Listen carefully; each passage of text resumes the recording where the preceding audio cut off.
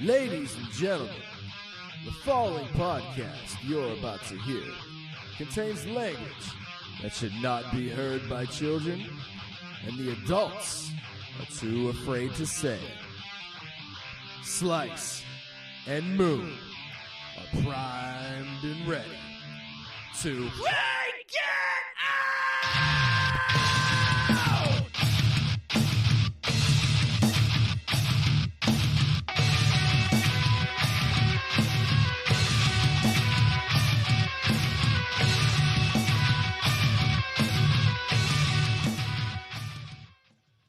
What is up, Running Force Productions fans?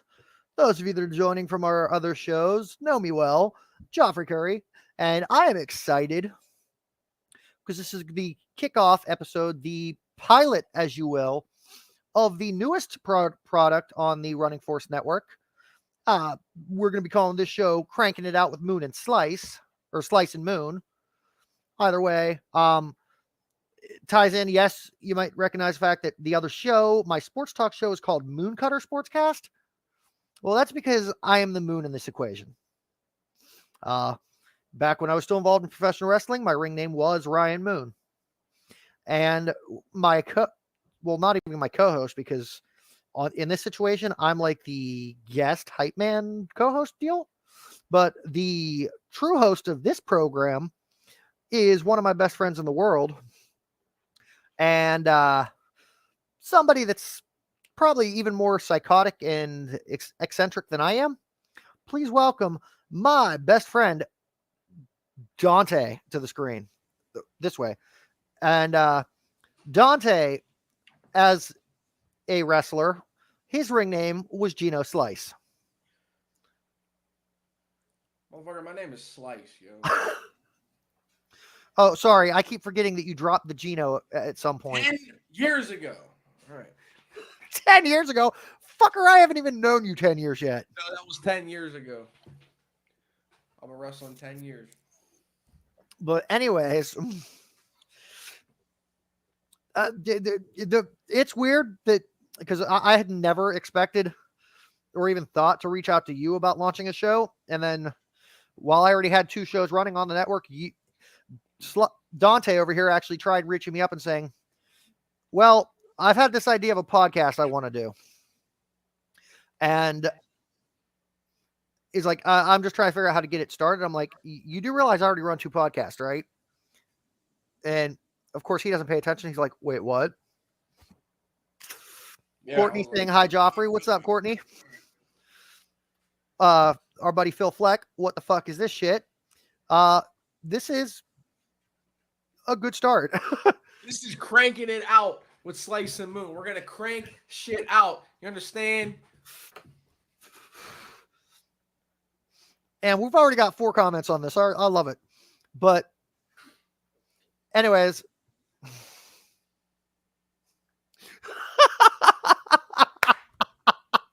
Oh, great. So I guess he sees that we got a podcast going and he's more interested in the podcast than he is his own workout. I love it.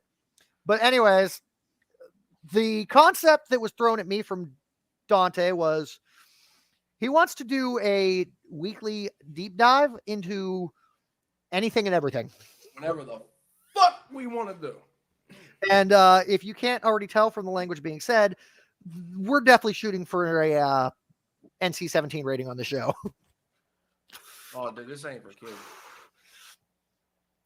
Which could be nice and confusing because our first topic that we've decided on, and we're a little late to the gun on this. We've been discussing doing this for over a month. But we wanted to do something to honor the 30th anniversary special, the Once and Always TV special that came out for the Power Rangers franchise.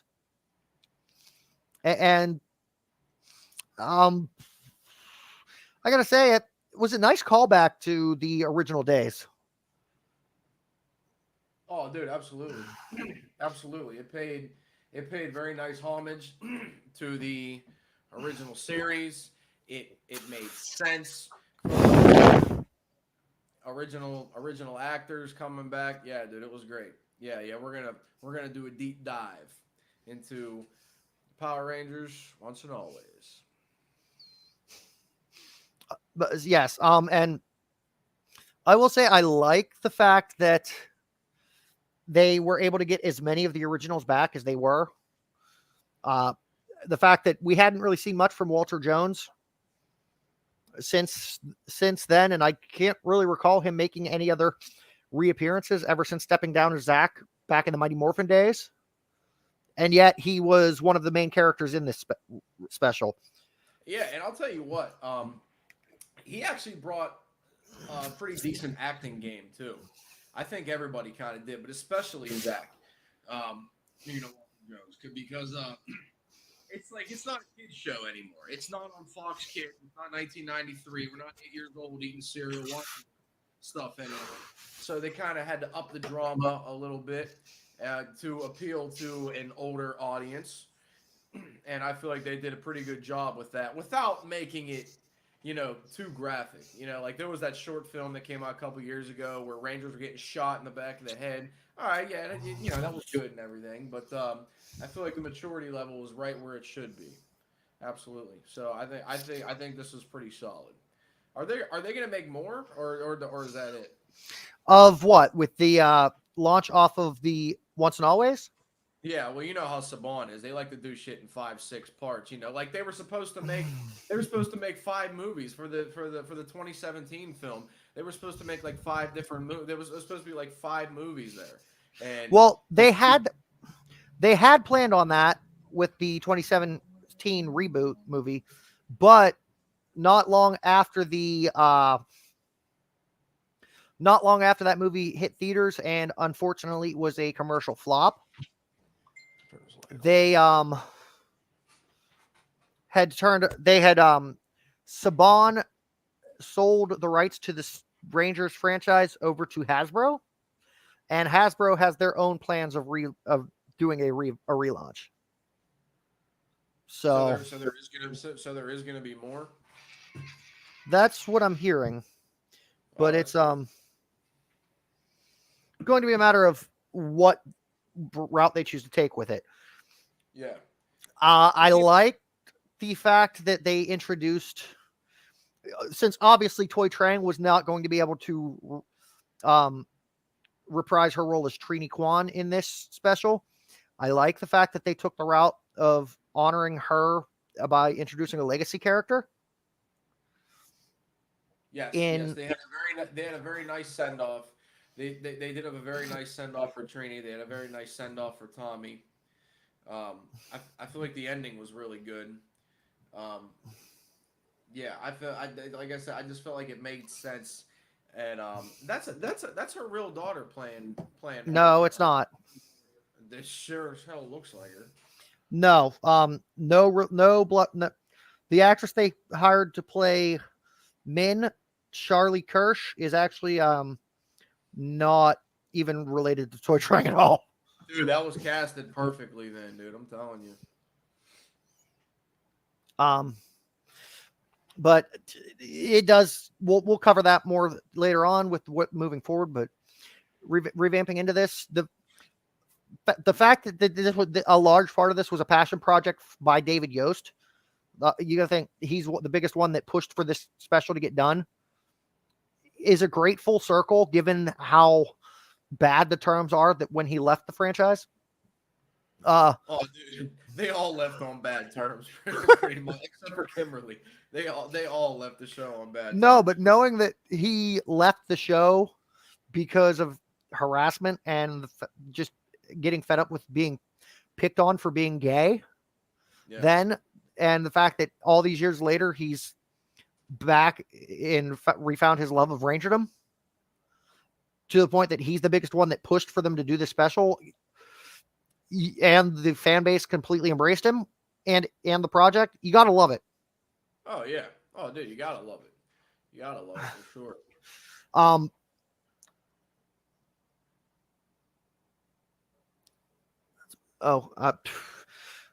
Try to pay attention to the comments to see if anything is actually relevant to this here.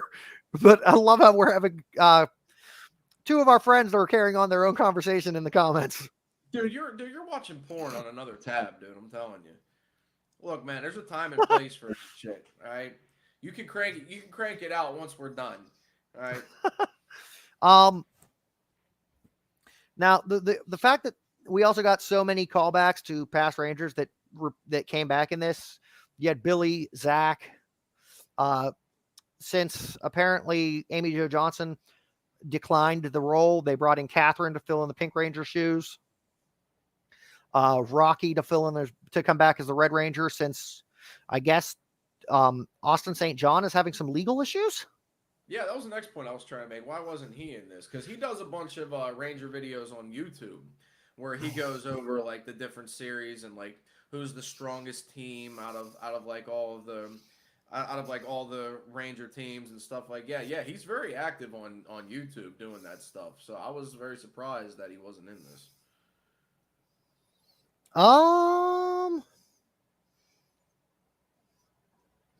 Let me look this up real quick. So apparently he's in some deep shit in Texas over COVID-19 fund fraud. Uh-oh. It's saying there's 18 people involved in this lawsuit, and all 18, including St. John, defrauded business lenders of 16 loans worth at least $3.5 million. My source on this, by the way, is mysanantonio.com, which is a news page for the San Antonio, Texas area. So yeah, that explains why Jason wasn't here. And he was a firefighter. He was at one point.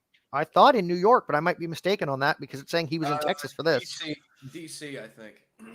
And the only other one of the original 6 that chose not to join this was Jason David Frank, who, yes, I understand that this didn't come out until after his death, but filming had been completed beforehand. So, oh yeah, you got to think it was probably filmed like a year ago.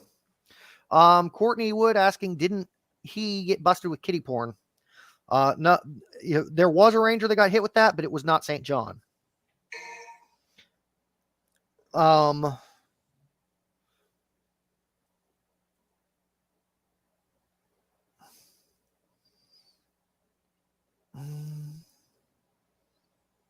I think I heard about that too. I'm not sure which Ranger that is. I know Cole, the Wild Force Red. He like murdered his wife, or he tried murdering his wife, or some shit. Yeah, there was one of them. That was Ricardo Medina Jr., who was on one of them.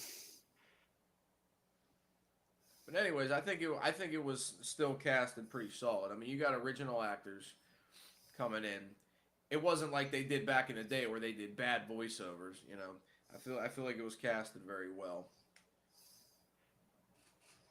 Let's see what else we got. I took some notes.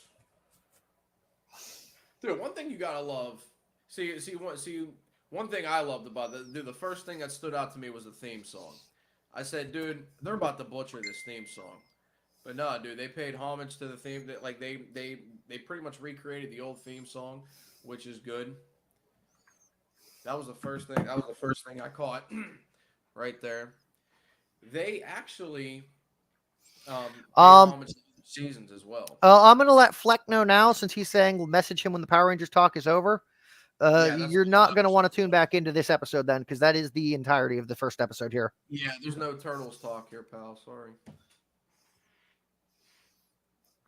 Courtney Wood admitting when she was wrong. Okay, I'm sorry. I honestly thought it was him. No. I was trying to look it up, but I wasn't seeing anything about a Ranger that was charged with child pornography. Dude, that would have destroyed me right there. Seeing that Jason was into kitty porn. Dude, if I'd have found that out, dude, I'd have cried. Yeah, no, it wasn't him. I will say you mentioned the one that killed his roommate. For being a former Red Ranger, the fact that he killed his roommate with a freaking sword. Was that it? A sword? Yeah, he stabbed him with a sword. Yeah, he tried to bust out his fucking Red Ranger saber or whatever the fuck it was in Wild Force. Yeah, he tried to bust that shit out. But we what did you think of the storyline behind the episode? I liked it. It made sense. So basically, for anyone who hasn't seen, I mean, pretty much like everybody's seen it, but basically, it's like when Zordon was destroyed, his energy spread throughout the universe, and basically Rita was destroyed as well. Her energy spread throughout so basically she's the face of evil. So you got Zordon, which is the face of good, and Rita, which is the face of evil. Zordon died, his energy spread. Basically Rita did the same thing, but her energy was brought back when Billy tried to bring Zordon back, and she found a body to kind of like possess and take over or whatever. So that kind of made sense to me. It was a robot body. Let's see. You got the opening scene, which the Rangers are fighting. Rita's back, and then the Rangers are fighting. First thing they did was kill off Trini. She pointed her wand toward Billy. Trini jumped in front. Boom, she's done. And I feel like that was a good send off for her. And then they had to go back and tell her daughter that Rita Repulsa killed her mom. So 1 year goes by. She's training her ass off. She's training her ass off because she wants to become a Ranger. In the meantime, Zach kind of moved in there and took over as like a father figure, watched out for Min, and took care of her for a year, which I think that was really bold of him to do that. And basically, she's out for revenge. Zach tries telling her, look, what did he say? Like a mission made with vengeance or something like that will never end well, something like that. He's like, you can't seek vengeance. You can't be out for revenge. He's like, being a hero is doing a selfless act, meaning that not doing anything for yourself, sacrificing it all. He's trying to tell him, man, you cannot be a Ranger. Like, this is not fun and games. You can't just pick up the morpher and try to play hero. And, in the end, she did a selfless act because Rita Repulsa, again, flashed her wand at Billy. She jumped in front, sacrificed herself, committing a selfless act. While the morpher was in her pocket, it started glowing. The Yellow Ranger powers transferred over into her. She morphed into the Yellow Ranger, and they kicked ass in the end. Now, I want to say the best moment for me out of that, the whole episode was honestly after Min got blasted and is sitting there and you're thinking she's probably dead, and then it zooms in on her eyes start glowing because of the morpher, and it zooms in on it, and you could see what she's seeing, and it's all flashes of Trini as of Toy Trang, both just as like as a Ranger and outside of costume. And the way that they use that as their moment of paying homage to Toy Trang was awesome. Yeah. That was a pretty touching moment. Though I did have to do a facepalm moment when they brought back the Billy's flying car. Okay, that actually brought me to my next point. I took some notes here. They paid homage to the Rad Bug. I couldn't believe it.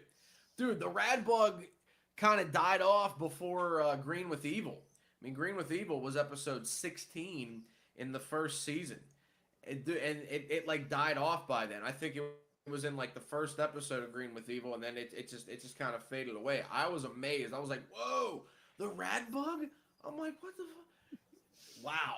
I'm like, yeah, dude. That's some serious shit right there. I bet you a lot of people forgot about the Rad Bug. I didn't. No, as soon as I saw Billy had a Volkswagen Beetle, I'm just like, oh dear God.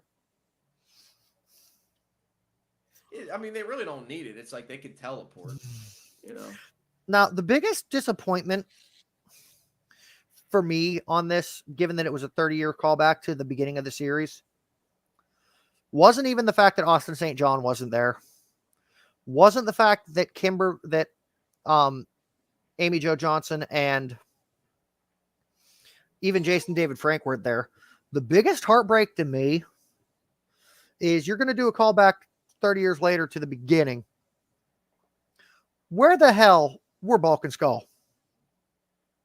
Oh yeah, dude, they weren't in it. You seen a picture of them? They got their own business where they were selling hoagies or some shit.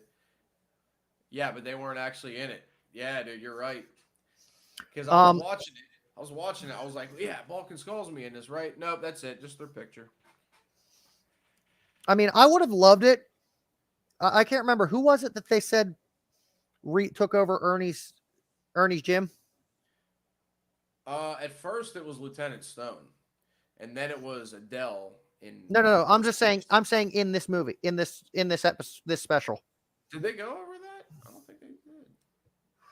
But see, because I was thinking the whole way through it, I'm like, this is going to be freaking perfect if Bulk and Skull took over Ernie's shop. Yeah, that would be perfect. Like, as soon as they went back and were cutting into it, I'm like, yes, this is where they're going to be. And then they're like, nowhere to be seen. And I'm like, God damn it. Oh, yeah, dude. That would be perfect. The other thing that makes no sense, why there wasn't at least one of them on there, was the fact that even with everything, if you look, the most recent iteration of Power Rangers, I gotta double check the name of the show, but where's IMDb? But the newest iteration of Power Rangers, where it was like a Dungeons and Dragons type tabletop game. You know which one I'm talking about? No.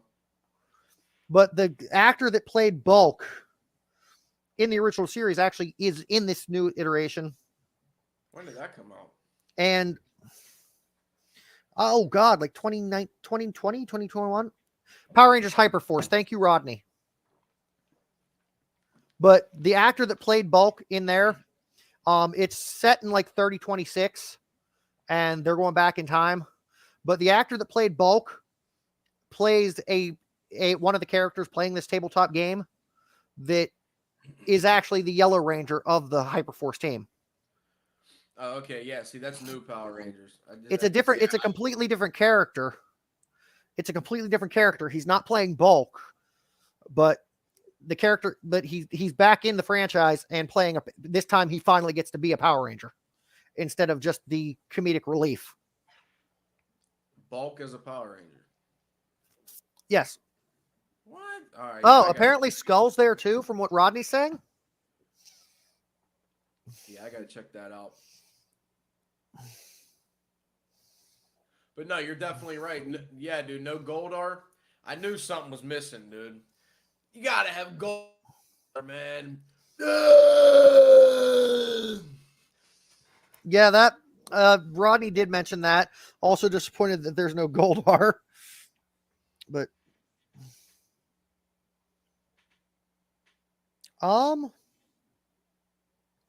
said it was from 2019. There was also no Finster. Yeah, he's the one that made the monsters. I might be if Skull was on Hyperforce there, Rodney, he's not credited on IMDb at all for it.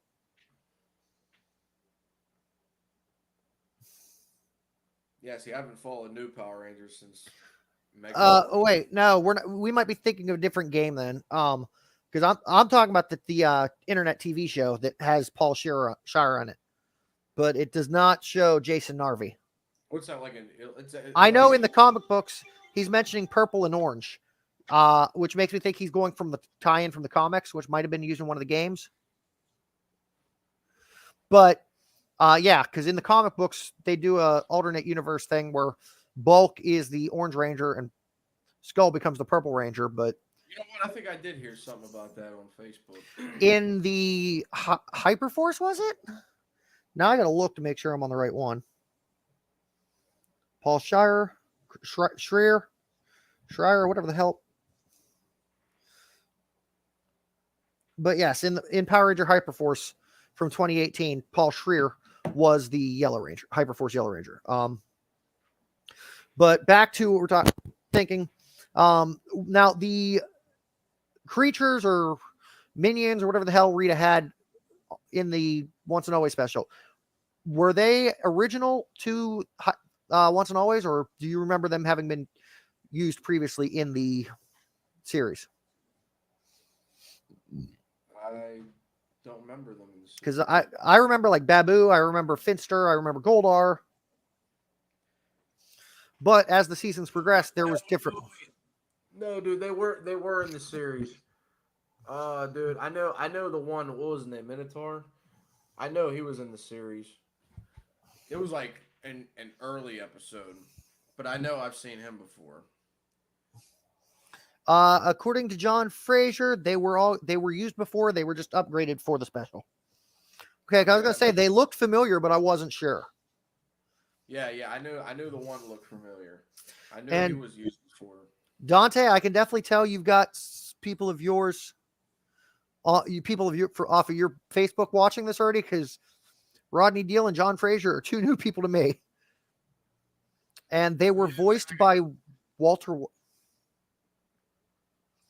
They were voiced by Walter White. So wait, Bryan Cranston was. I know he'd voiced a couple of the monsters in the earlier seasons. He voiced the monsters. And I know, and also and he was also the one that Billy Cranston was named after. And I love the fact that he came full circle from being a villain in the show to being Zordon in the 2017 movie. Yes, I do remember that. When did the special begin to film? That's a good question. It was probably sometime last year. I'll find that one out real quick.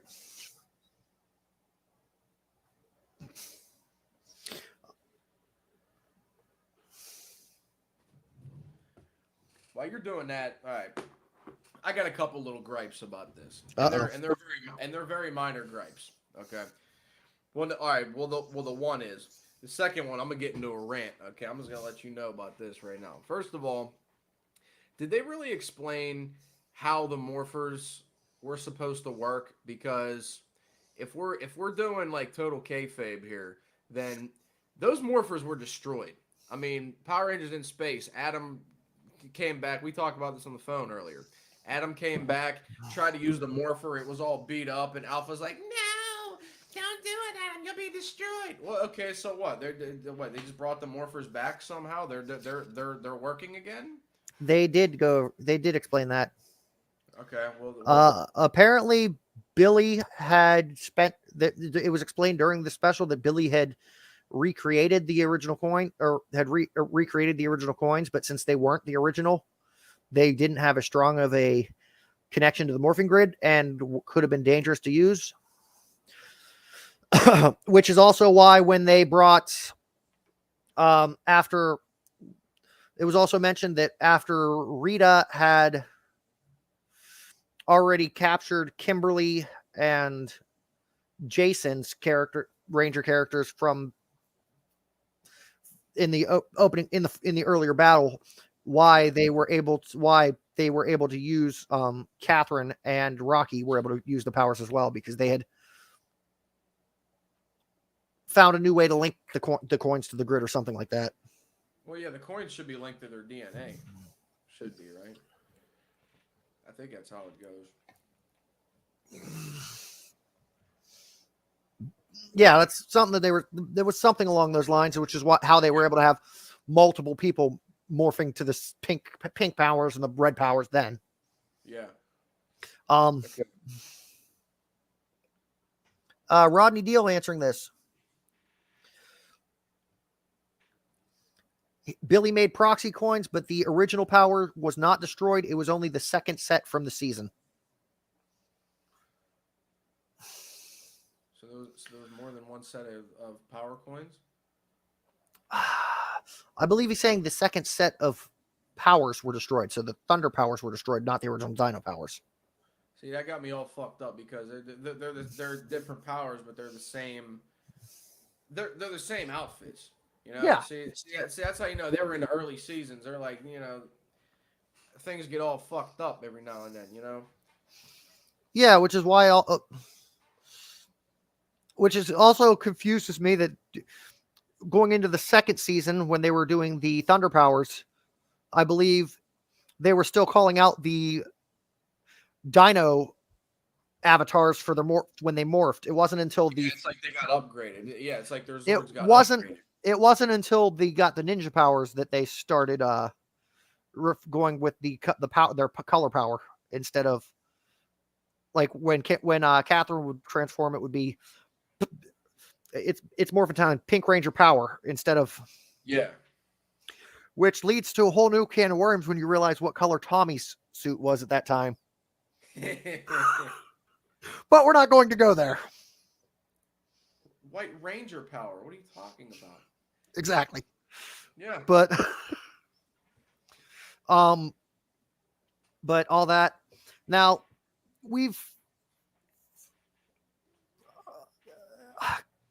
I know you'd mentioned wanting to go into a different field with this. Is there more to talk about the special first, or? Yeah, all right. I got one other little gripe, okay? This is a personal little gripe I got here. Okay, are you ready for a slice rant? Oh, cop. Okay? Are you ready for this? All right, look. Why in the hell, okay, did Tommy and Catherine get married? Why? Okay? Why? Did you hear Catherine? She's like, oh, I wouldn't want to tell the kids that their ranger that their dad got abducted by, you know, Rita Repulsa or whatever. I'm like, wait, whoa. Catherine and Tommy are married? Why? The man did not need to start dating Catherine. He did not need to marry Catherine. Okay? This is what pisses me off. This is what pisses me off about Tommy. Okay, look, Tommy's the greatest ranger of all time. Great. All right, I'll give him that. Awesome. But look, this is why I call Tommy the John Cena of Power Rangers, okay? He had fucking everything! He had every fucking thing! They just gave it to him! Okay? Oh, look at me. My name is Zoran. Hey, look at me, Tommy. I'm going to give you your own fucking dragon shield, okay? Meanwhile, the other Rangers are probably sitting there like, what the fuck? Where's my dragon shield? I don't have a cool, you know, fucking gold dragon shield to wear around my neck, okay? Gave him his own dragon shield, gave him his own separate Megazord, gave him his own special little fucking flute that he had to blow through a helmet to fucking play, and it sounded like a synthesizer. Gave him his own one of them, okay? He became the leader of the team by the second season, and on top of all that, the fucking cherry on top, he got Kimberly. Why? Why would you give Tommy Kimberly? He didn't need all that. He was shoved down our throats. Okay? He did not need Kimberly. And on top of all that wasn't good enough. That wasn't good enough. No, he had to go off and marry the next best thing. After I thought Kimberly moved away. She's like, oh, look at me. I'm going to go do fucking gymnastics somewhere. I'm going to go be a professional gymnast. Yeah, okay. Tommy was like, okay, bye. And I guess Catherine was there to pick up the pieces. And they just went and got fucking married? Why?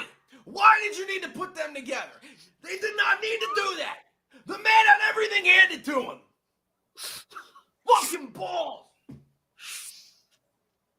You couldn't give it to Jason. You couldn't give Jason a little action, huh? Jason couldn't get a little bit of this on the side, or Zach. You couldn't give it to one of them. No, you got to give it to fucking, you know, the John Cena of Power Rangers. You got to give him every fucking thing. No, dude, that didn't need to happen. That was so irrelevant. That did not need to be there. Okay. On top of the fact that apparently you've been under a rock and didn't realize that Tommy and Catherine got married, you do realize they also had a son, right? Yeah, didn't they have more than one kid? They had kids, right? I know of their son JJ. Yeah, even better. Yeah, great. Which, if I'm not mistaken, Why don't you give him a fucking Lamborghini while you're at it? Yeah, too. Oh, here, take this fucking white tiger Lamborghini. Go ahead, take it to your golf outings on the weekend. Sure. Fuck out of here. And apparently, their son JJ in comics canon, went on to become the Green Dragon SPD Ranger. Interesting. Mixing the original powers with SPD. Wow. Okay. That's news to me. I bet he got fucking everything handed to him too.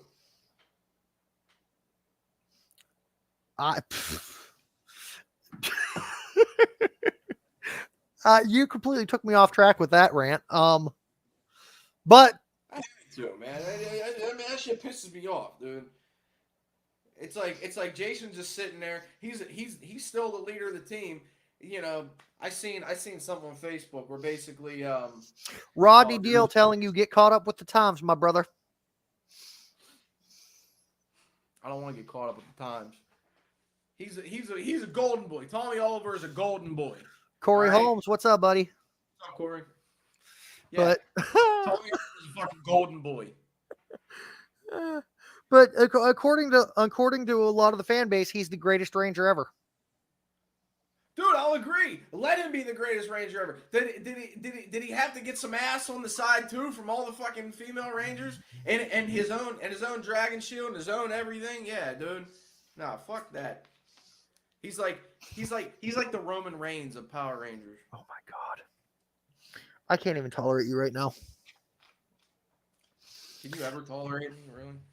Yeah, good point. I'm like an IPA, dude. I'm an acquired taste.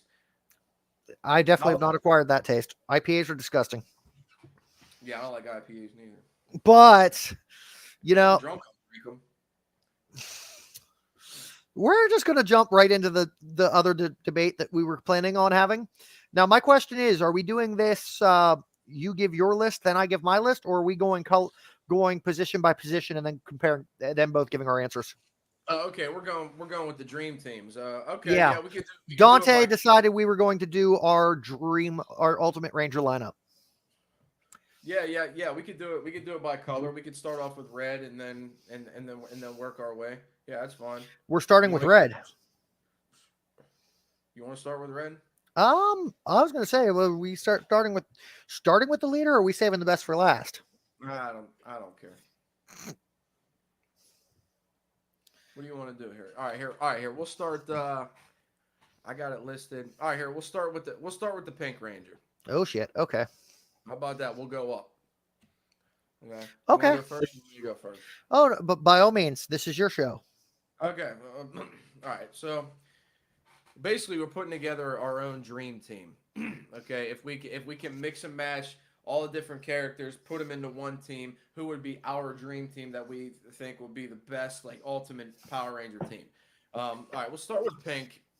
And I actually, as my pick for Pink, I actually have Kendricks from Lost Galaxy. And I'm going to tell you why. Okay? She did something. I mean, dude, first of all, she was a beast. I mean, the whole Lost Galaxy team. John Fraser, how many for the dream team? We're doing 5. We're doing 5, the primary colors, or if the person that we feel deserves to be in there is a different color, like say how many seasons had a Green Ranger and it was either Green Ranger or Black Ranger. And that's what I have. I have green/black. Perfect. For mine, okay. But we're doing the primary colors. We're doing a Red Ranger, yellow, pink, blue, and then black/green, and then we're gonna give it also the throw in of perfect 6th Ranger. So there's going to be 6 on the dream team. Yeah.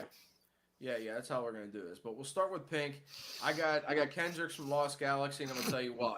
Well, first of all, the whole Lost Galaxy team, dude, they were all beasts. They were all part of some kind of military-esque team on Terra Venture to defend. Basically, Terra Venture was like this spaceship slash this floating city that was supposed to leave Earth and go find a new Earth. And there's a team of their version of the military who was supposed to defend it. And Kendricks was on this team, so she was a beast. She was a fighter, but she did something that no other Ranger has done. Okay, fucking croaked. Yeah. Okay. Yeah. Basically, is what she did. Okay. During the team up episode during Lost Galaxy, where I'm sorry. I had to be an asshole there, buddy. yeah, you just kind of gave it away. Whatever. Good. During the team up episode when the In Space Rangers teamed up with Lost Galaxy for like 2 episodes, basically the Psycho Rangers came back, and the Rangers defeated them because it was like 12-on-5 or whatever. And they all died except for Psycho Pink. Now, Psycho Pink came back to life, and she basically was out to destroy Cassie. And she pretty much almost did. She took her morpher, and she threw it to the ground, and she took her sword, and she put it right through the morpher, okay? This caused a huge wave of energy, this huge red cloud of energy ascending from the whole planet. I mean, you could see it from, like light years away or whatever. And it was draining Cassie's power. So Cassie's laying there dying, okay? She's fucked, okay? Kendricks went in there. There was like this force field. And she's like, you know what, fuck this. I'm going to go right through there. Cassie's like, no. All right. Kendricks went through there, got her ass handed to her, and had just enough energy in her to pull the sword from the ground and save Cassie's life. In turn, she sacrificed herself because she died. I mean, to my knowledge, nobody else in the series at that point except for Zordon, has ever died. I mean, she actually got defeated, destroyed, croaked, done. Sacrificed herself to save Cassie's life. Okay? I'll tell you what, no other Pink Ranger at that point has ever done that. That's why Kendricks is my pick for Pink. Okay? Your turn. All right. So you're going with Kendricks.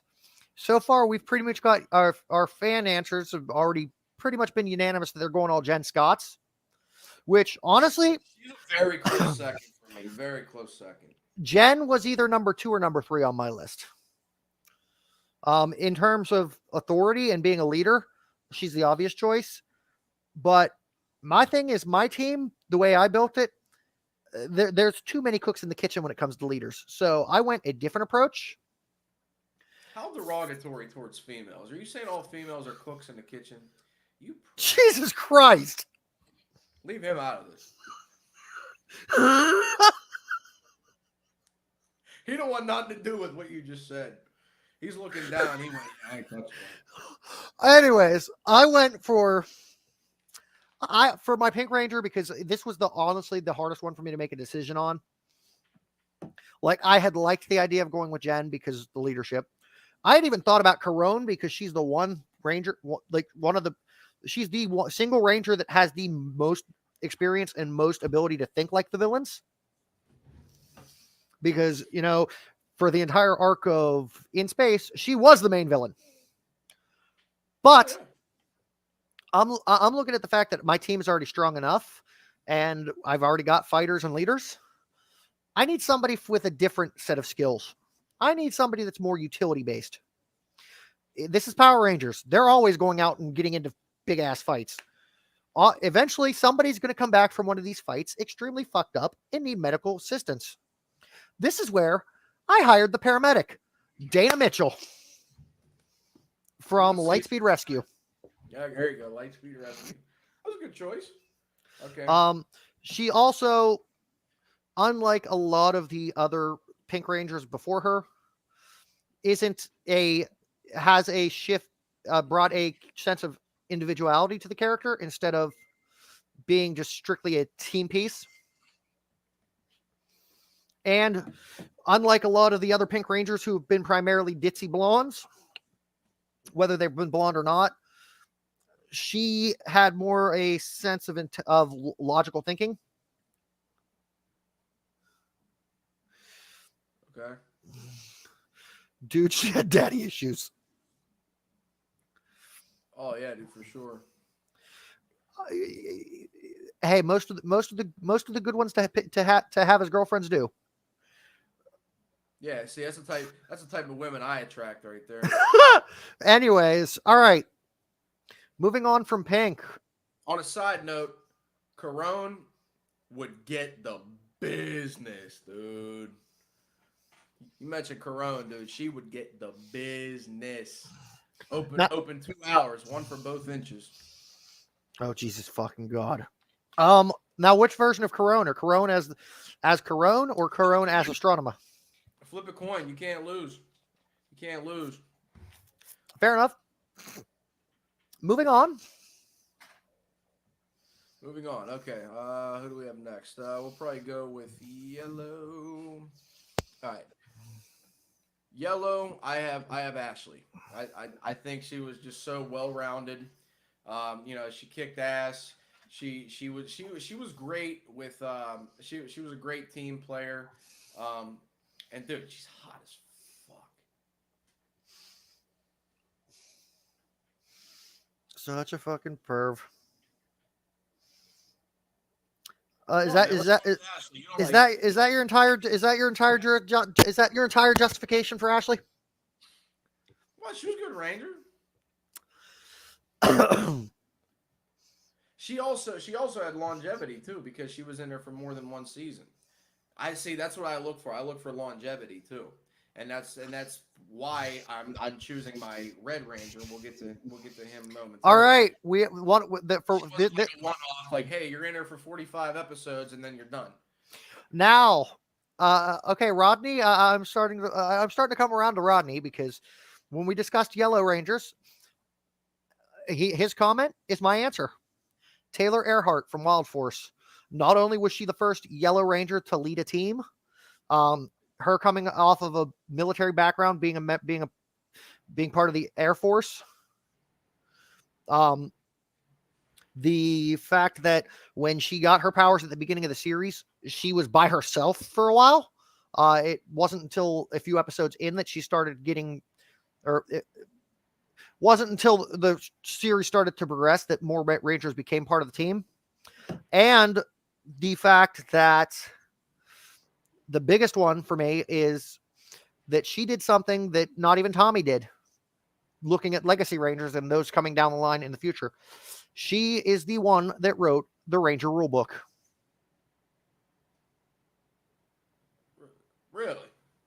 Yeah. See, dude, it's been so. Dude, I've been seeing Wild Force since it aired when I was like 10. And John agrees with me as well. Okay. Very, very solid choice here. We're gonna move on to. Oh, by the way, John, Rodney, Nick, whoever, all you watching, once we finish our list of 6, I want you guys to sound off in the comments who picked the better lineup, me or Dante. Man, now you want to turn this into a competition. This is my dream team here, man. I don't even know. You know what? I hope they all vote for you. I like being different. That's fine with me. All right. Which color's next? Are we going with blue, green, black, red, blue, green, black, red, or 6th? Well, I'm trying to say, but you keep running your fucking mouth. All right, we're gonna move on to blue. All right. Now this may surprise a lot of people, but I will elaborate. For Blue Ranger, I actually have TJ, and I'll tell you why. Because I feel that it is a very wise choice to have a former leader as a Blue Ranger. So that's one more person on the team that has the ability to lead if need be. You know, the Red Ranger gets wiped out, Blue can easily take over because he was the leader for Turbo. And let's not, forget, he saved Tommy's life. And they actually said something about that in the Forever Red episode. When they were all kind of busting each other's balls over who the best Ranger is, Tommy said, wait a minute. Tommy wouldn't even be here if it wasn't for me. TJ said, I saved his life. He was hanging from the rope, and Diva talks about to send Tommy into the vortex of doom for all eternity. TJ said, nope.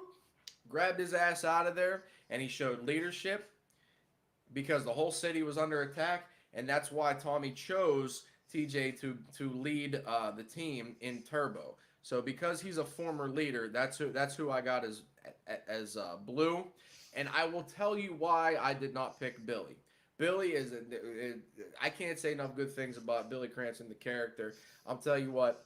But I feel personally that Billy was the most useful to the team when he actually wasn't a part of it. I feel he can actually put his knowledge and skills to the test optimally when he was just kind of on the side manning the command center. I feel like his abilities and skills are put to the test the best when he was manning the command center. As far as being a ranger goes and getting out there and kicking ass, I'm gonna give that one to TJ. All right, good. Your turn. I mean, uh, how could you not pick the greatest Ranger of them all? I just How told you. how in the hell can you pick anyone for blue but Justin? Ladies and gentlemen, I'd like to thank Joffrey Curry for being my co-host. It's been real, but I'm actually hiring for a new co-host. So, apply within, on my Facebook. You can message me and say, hey, I'll be your new co-host. It's pretty bad that I couldn't even say that with a straight face.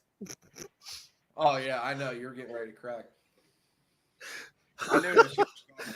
I knew it's pretty bad when I can't even say that with a straight fucking face. I was waiting for you to bring him up on the screen. Dude, I was trying so hard to find a fucking picture of him before we went live to put that up, but in all seriousness, we will talk more about the kid about Justin towards the end of the episode, but for me, kind of going the exact opposite route of your logic, looking at how much looking at how much influence he had on the team's progression, all the gadgets he created, all the tech that he built that helped the team better coordinate, like the communicators, the teleporters, all that, and the fact that I can't think of another Ranger that's actually gone and designed their own Megazord. Greatest Blue Ranger of all, there's not even a question. It's Billy. Just because of what he did, not even as a member of the team, but what he did for the team afterwards, still being an integral part of the team's success. Exactly. Oh, I agree 100%. That's why I think when you take the responsibilities of being a Ranger off of him, then it kind of, frees up his mind a little bit when he can just man the command center. He can just put his thoughts into that, doing that full time, and not worry about being a Ranger.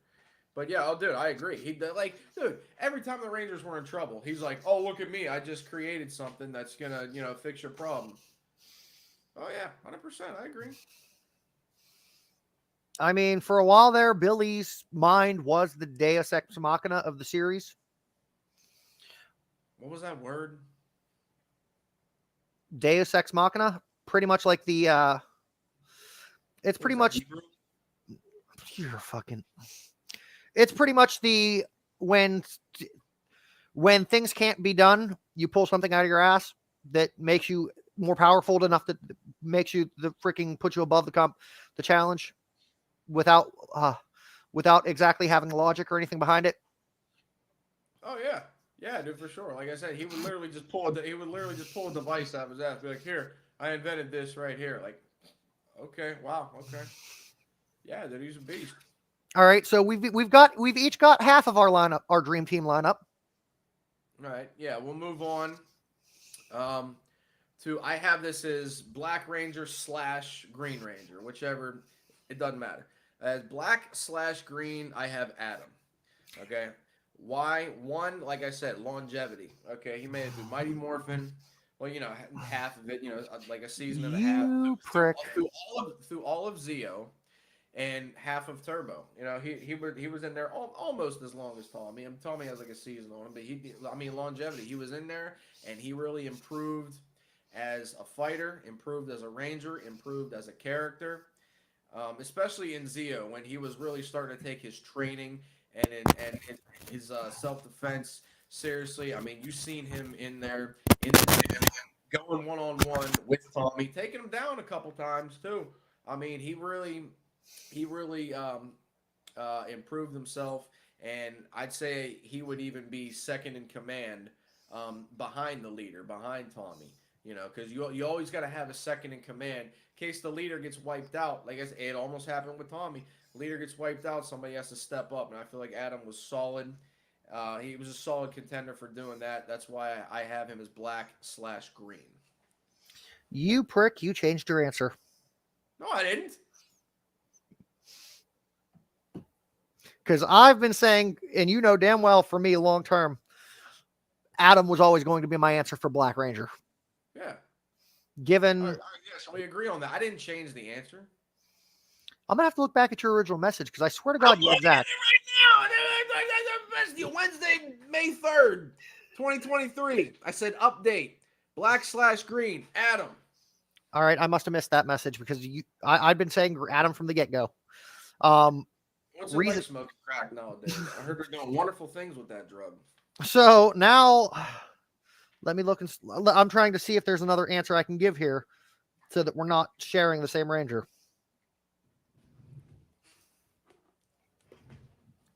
You're allowed to agree.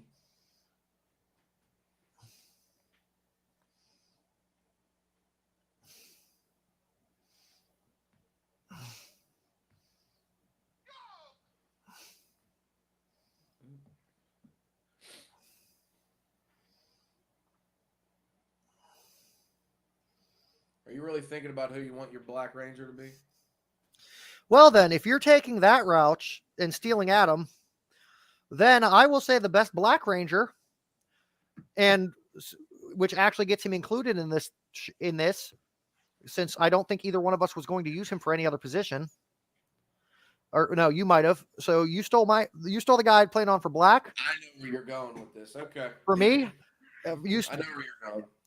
For me, the best Black Ranger in history, none other than the GOAT, Tommy Oliver. Yeah, I knew that's because we talked on the phone earlier. Yep, I knew that's where you're going. See me. You know what? I would actually agree with that is a solid pick. I never watched. What was that? Dino Charge or Dino Thunder? Yeah, see, I never watched that. So for me as a fan, Dino Thunder. You got to still be a fan. You can't for me, it's not about overthinking. Well, who would be the strongest? No, dude, this is the dream team I would like to see. So I never watched that season, but okay, yeah, I knew that's where you're going with that. Okay, but why, Tommy? Well, originally I'll give my justification why I wanted to go at him. Because not only is it Johnny Young Bosch, who is a fucking icon to me, he goes from being my favorite Black Ranger, my favorite Power Ranger during his seasons, to how many amazing characters has he done voice acting for since he made the jump to doing anime. Not to mention, starting with one of my all-time favorite anime characters, Ichigo Kurosaki from the series Bleach. But to add to it, not only was he honestly an improvement over Zach as a Black Ranger, with the fact that he took things more seriously, he was more of a fit to the working as a team and always pushed everyone to work together. During the Zeo days, he was pretty much the de facto number 2 to the team. Honestly, during the later end of Mighty Morphin, if you look at Tommy strictly as a 6th Ranger, I understand he was, as the 6th Ranger, technically the leader of the team. But if you rule out 6th Rangers as leaders, during the later end of Mighty Morphin, there could be a strong argument that Adam was the leader of the team. If you're going with the original core 5 and excluding the 6th, yes, absolutely, yeah. I agree Not to mention the one moment that stands out to me as why Adam encapsulates the spirit of what a Ranger is. During In Space, when Carlos is on Earth and is severely outnumbered, there's no way in hell he's winning this fight. Even Adam shows up with the old Dino coin. You hear Alpha in the back on the comm saying, "Adam, don't do this. There's a 50-50 chance that it destroys you instead of activating." There's there's like maybe a split second of hesitation before Adam looks up at Carlos getting ready to go to battle by himself, until Adam just says, "You know what? Fuck it. It's morphin' time." He did a selfless act, which is why Adam was my number 1 answer. But Tommy, I don't think you can I don't think you can do any better as a second choice, because not only did he come into the Dino Thunder era with years of experience, having led 2 different iterations of the team, having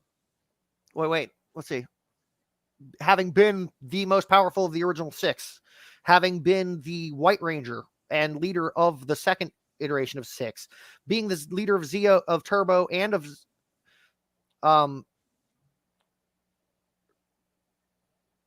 Zeo at the beginning. Like, Tommy's got all the experience in the world. He's got a little bit more of a calm edge, given that he's a bit older now. And on top of that, being able to use his experience to mentor the rest of the team while still being just as much of a badass motherfucker as he was in his younger days. Plus, I think that was when he started getting into cage fighting too. Shit, so he bulked up and shit. Yes. I'm gonna let you. We're gonna start talking about Red now because we're up to the leaders. So go ahead, just start with who you're picking, and then I will be right back. Okay. All right. So for the Red Ranger, who I have is Red. What? No, I'm just waiting for you to answer so I can stand up and go. Oh, I thought you were gonna go while I was answering. No, I just need to know who your name is first. Oh, okay, yeah. For Red, I actually have the one and only Tommy Oliver.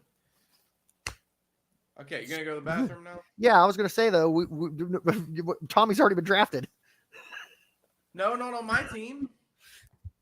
Well, you picked Adam. That's why I switched mine on Tommy. Okay, is he going? Motherfucker switched his answer just to oppose me, to prick. No, that motherfucker had Adam. We had the same answer, green/black. That motherfucker had Adam.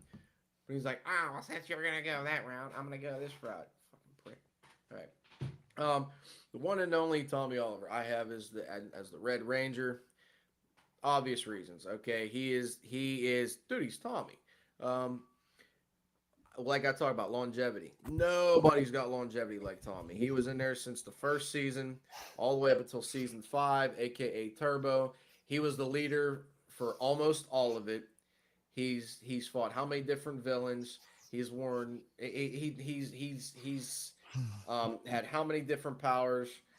He was the leader for how many seasons? He's the one and only. I mean, what can you say? He's Tommy. That's why. And he was Red in Zeo and half of Turbo. So that's why I got him as the Red Ranger. I feel like he's a solid leader to the team. Okay, and if we were going on the route of only being able to draft the person once, who would your backup be? What do you mean? I didn't draft anybody twice. Never mind. I'll give my answer. For me, when this one was hard because Red is typically the one that we look at as the leader. He said hard. And you know what? I had so many options to look at over the course of the series. It came down to boiling a top 5, which for me, the earlier seasons were always the strongest. Because a lot of it later, as you went on later in the years, I quit watching because I'm 33. I pretty much stopped watching for the most part after In Space. But for me, when you break it down, for me, I always thought Rocky wasn't even the leader of his own team as Red. Adam was. Or Tommy, whichever way you want to look at it. So he was ruled out because he was a comic relief character. For me, my problem with Jason is that he was always too cocksure of himself and too hot-headed, where instead of stopping and thinking of a good, smart team strategy to go into something, he was always too quick to fly off the handle and go, I'm going to do it myself, which caused him some problems. Tommy would honestly have been a good answer, and I thought about it, but since I've already used him as the Black Ranger spot, that ties me back to the guy that I personally also feel of the early 5 showed the best traits of a leader, and that's going to be Andros from In Space. not only did he start off doing the battle himself, had a strong motivation for why he was doing it, and had the stubborn mindset of, I'm doing it myself. I don't need you for people, when the Rangers showed up on his ship. But after the battle he was getting his ass fucking handed to him in, where TJ looked at the other three and he's like, yo, we need to do something or he's going to fucking die. After the other four came in and saved his ass, there wasn't a sense of stubbornness. As soon as he realized, maybe I can't do this on my own, he instantly turned the page and had the strongest sense of team first. Let's figure out a team strategy. What are your strengths? Working towards people's strengths, and the fact that he ultimately at the end, when it came time to make the tough decision of of being the tool to help Zordon sacrifice himself, was one of the few times where Andros did push the team aside and do it by himself so that they didn't have to deal with that guilt afterwards. Yeah, because they were all stranded on Earth still. And he's like, nope, I'm going up there by myself. Which that was probably the best ending to any of the seasons in space. I mean, dude, ain't none of the other seasons can even come close to having a better ending, like just all around.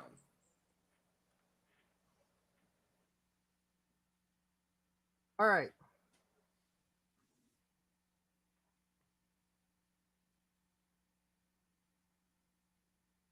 Oh, we got to move to the Sixth Ranger now.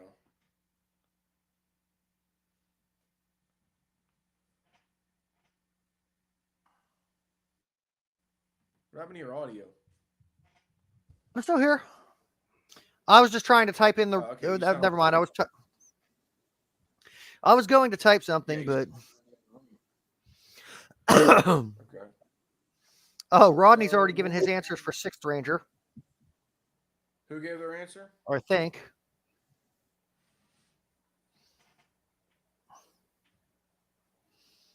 Yeah, he's giving his answer for Sixth Ranger already. Who is? Go ahead. You want me to go? Okay.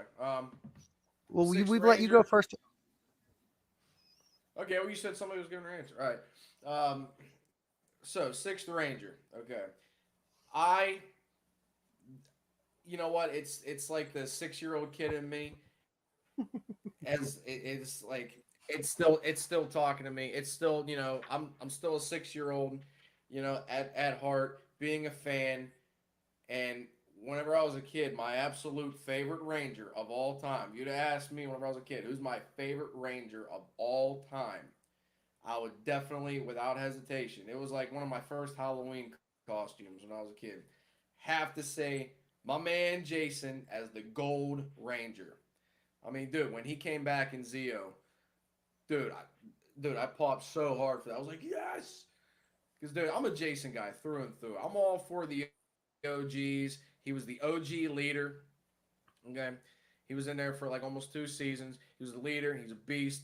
He's probably the best fighter, maybe questionably, but dude, when he came back as the Gold Ranger, that was the absolute best. And dude, the Tray of Triforia powers. I mean, dude, come on, dude, that Megazord. I mean, come on, cuz you ain't beating that.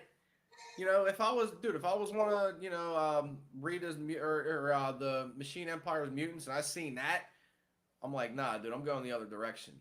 So, and a former leader as the Sixth Ranger. That's why I'm going with Jason as the Gold Ranger for my sixth. But of course, in Zeo, after he became the Gold Ranger, of course, they had to throw in that little scene at the end. I don't want to go off on another rant. Had to throw in that little scene at the end where basically Jason's like, "Hey, I'm not trying to be the leader of the team." Why? When Tommy was the Sixth Ranger, he was the leader. But no, the directors were like, you ain't leading this team. You can come back on, we'll pay you, but you ain't gonna be the leader of this team. Yeah, they dicked him over real nice with that.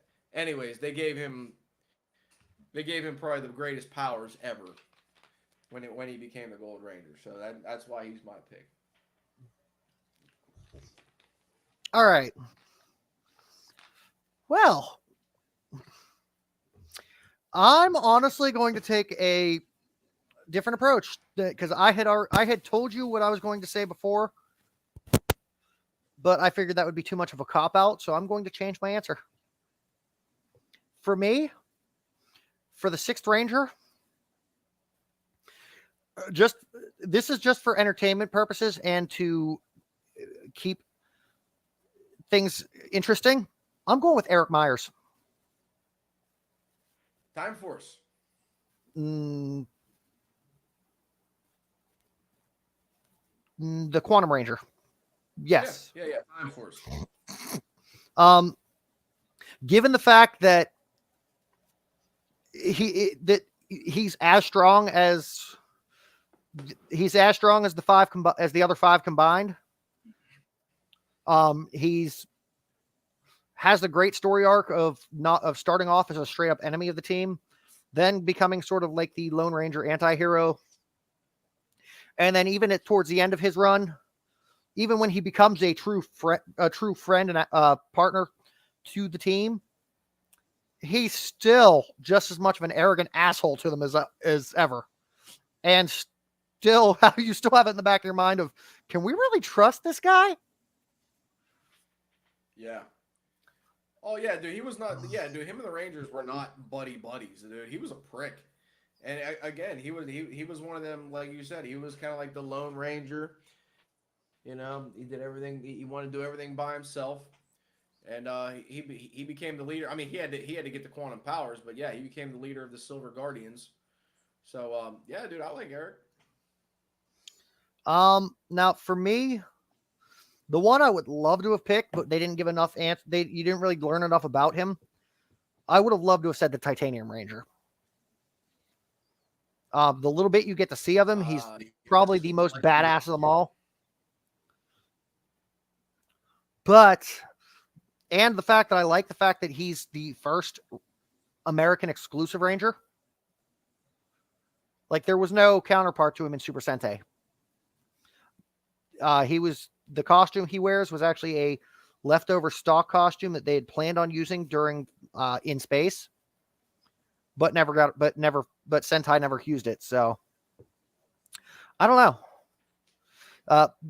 Dante knows. Space, but they used it Yes. in Lightspeed Rescue. Is that your okay. Yes.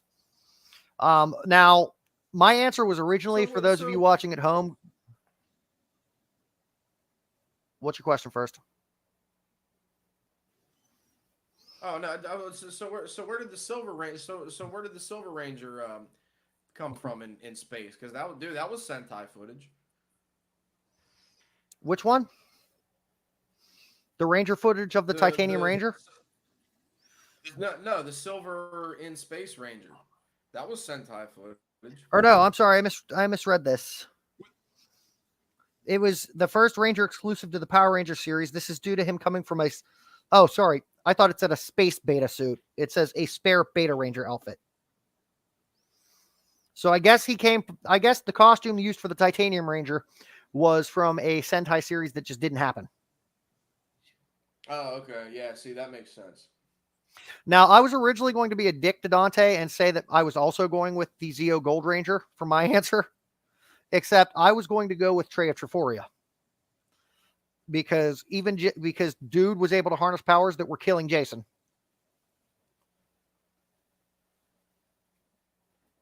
Yeah, but yeah, I mean they are the ones that own the Gold Ranger powers. So let's go back through our lists. Dante's was. Just go through your list again by color. I got Kendricks, Ashley, TJ, Tommy, and Adam, and Jason is 6th. All right. I had pink Dana Mitchell, yellow Taylor Earhart, black and green was Tommy Oliver, blue was Billy Cranston, red was Andros, and my 6th Ranger was Eric Myers, the Quantum Ranger. That being said, Rodney, John, and the rest watching, sound off in the comments whose squad you think is taking this one. Otherwise, now I'd wanted to mention more about Justin as we were going before. During the Turbo days, I absolutely fucking hated him.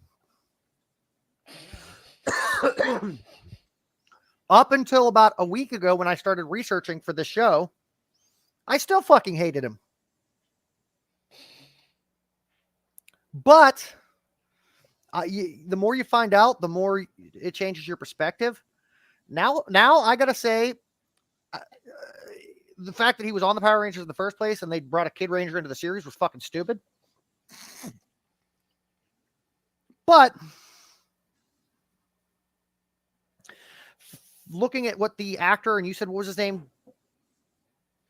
Blake Foster has said about his experience getting to that point and how much he's embraced the Ranger fandom and the fact that he still shows up to cons in costume and all that shit to this day.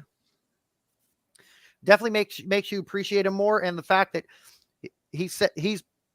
I'm paraphrasing this because I don't have the article in front of me to quote, but he's basically said in interviews and shit that it bothers him when people ask him, when people say, man, you must have been the luckiest kid ever getting to be a Power Ranger, because his mindset and what he thinks and what his experience at that point, it takes him aback because he had been an actor already. He'd been auditioning his ass off trying to get a role. By the time he was cast in Power Rangers, he was probably the most legit martial artist of the cast, because he was already at 11, 12 years old. He was already a fucking black belt. And it bothers him. It does bother him to the point where he looks and says, I mean, if busting your ass your entire life and finally catching a break because of all your hard work is luck, then I must have been the luckiest motherfucker in the world.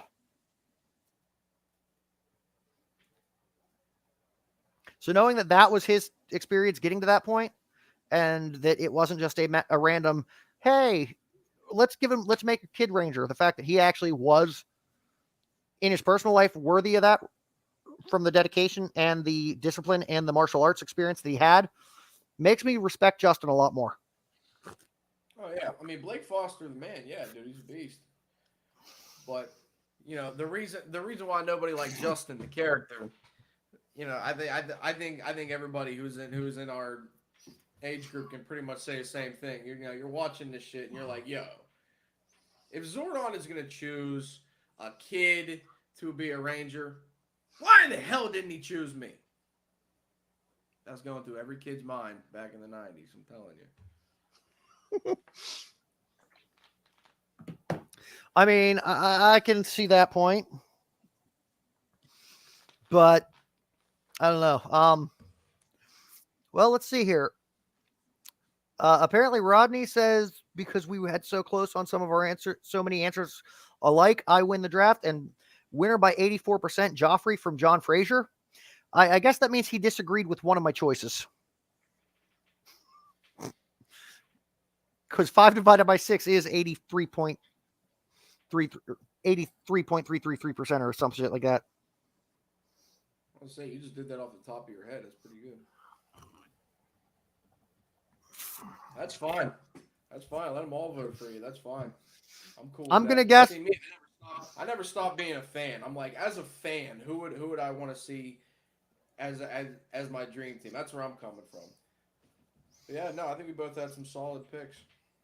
See, I actually sat back and thought logically about who I wanted for each. You're thinking realistic. I'm thinking more like fanboy. Fair enough. But yeah, you're right. Because I was looking at what each of them brought to the table other than just being a badass Ranger. Right. Yeah, man, nothing wrong with that. But I don't know. The other thing that's a hot topic with the Rangers is, yes, we're waiting to figure out what the hell Hasbro is going to do with the franchise now that they own it. But with the unfortunate suicide of Jason David Frank, and knowing that there is plans to reboot the franchise again, a very popular topic trending is Jason's daughter, Jenna Frank. who has already expressed her desire to do so, and there's already been fan petitions being circulated for her to be the Green Ranger in the reboot. So what? They're gonna redo like the whole series, or are they gonna keep doing like the mini movies? I'm not sure what route they're going to take with it, whether they're going to redo TV series or movies, but either way. Oh yeah, you gotta. Hey, look, I support that. You gotta keep it in the bloodline. I think it'd be very interesting seeing a female Green Ranger. Now, if they are completely just rebooting it from the get-go, would it be weird seeing her play a gender-swapped version of her father's character? Probably, but I mean, fuck it, dude. I mean, you got to switch it. You know what? It's not the first time they gender swapped a Ranger. They gender swapped, I think the Red Samurai, like right at the end of the season. Dude, there was gender swap characters in the very first season. Oh yeah, technically when you think about the Sentai footage, the Sentai footage, the Yellow Ranger was a male character. That's why the Yellow Ranger didn't have a skirt and the pink one did.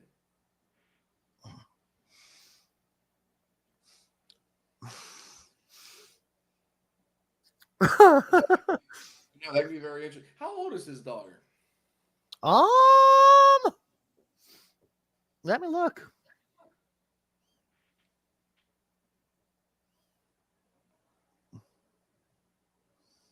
I mean, is she like is she gonna be some like 30-year-old teenager with attitude? I mean, is that really gonna She be illegal? is 18 years old apparently. 18, okay. All right, here, let me look this up. Is she hot? I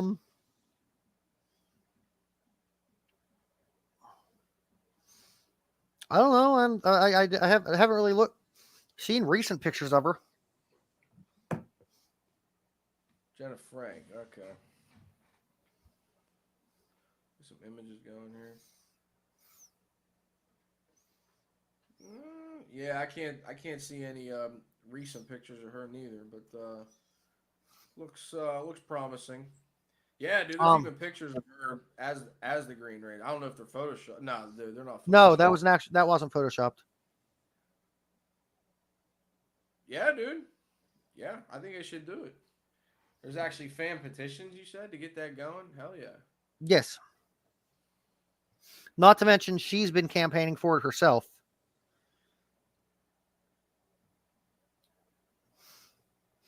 So that would be a matter of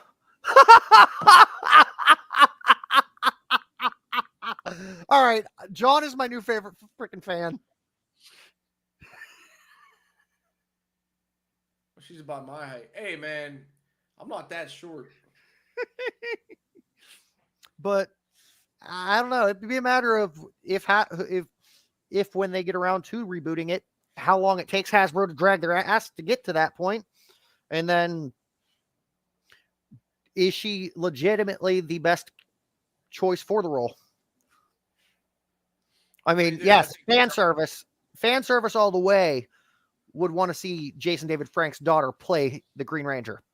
Oh, of course, dude. Give the people what they want, and you know damn well that she's got like the karate moves and shit down. I mean, I'm sure her father taught her martial arts. So there you go. I mean, why not? I don't know. It's going to be interesting to see, but I don't know. I think this is a good spot to stop cranking it out for one night. Because you want to go crank it out for real. Okay, I get it. No, I just know some of us have to work in the morning, Dante. I got to work in the morning too, guys. I know. That's why I'm saying your name, because I'm off. Oh, it must be nice. Tomorrow, I will probably be trying to orchestrate the next episode of Mooncutters. Oh, what? You do that live? You do that live every Wednesday? No, it's been kind of on a slight sabbatical since I've been working a lot lately. And when can the people tune into this lovely podcast of yours? sporadic. I know I'm planning on. I'm going to try to get something together. I got to find a guest to cover another team or figure out what I'm talking about with the hockey. Okay.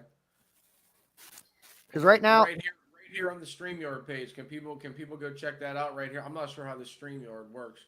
well, it wouldn't be on StreamYard. Previous episodes and stuff to see if it's. I mean, we got a few new listeners here. You know, Yes. for all the sports fans out there, you know, tune in the Moon Cutters. Yes. The other show on the network. Where the hell did it go? Oh shit. That got knocked away for some reason. But Cranking It Out here, joining Mooncutter Sportscast and Wayward Guns Rewatch, which is a supernatural rewatch podcast that has been sporadic because honestly, between my schedule and the hectic events going on around my co-host, there has not been as frequent as we'd like. Hopefully we can get at least this show to be a regular occurrence. But yeah, if you want to follow and be kept up to date on the most recent episodes of any of the three shows, easiest way to do so is right up here above Dante's big ass forehead on YouTube. Type Running Force Productions, that logo right there. What'd you say? I said, hey, it's a 5 head. But yeah, Running Force Productions on YouTube. We are in the progress of getting a Twitter together for this show. Otherwise, we will see you next week with our next topic. Do you even have a clue what we're doing yet next week? Nah, we're just gonna wing it. We'll discuss it here in the next day or two and put an announcement out. Yeah, we'll cook up some ideas. Thank you everybody for listening, for sticking with us the whole time. We appreciate it. If there's any topics that you fans want to hear us crank out in the future, by all means, share them in the comments, or once we get the Twitter up, you can tweet us on there. Absolutely. But otherwise, for the first episode of Cranking It Out with Slice and Moon, this is Joffrey, aka Moon. Slice. Signing off. May the power protect you. Oh, dear God.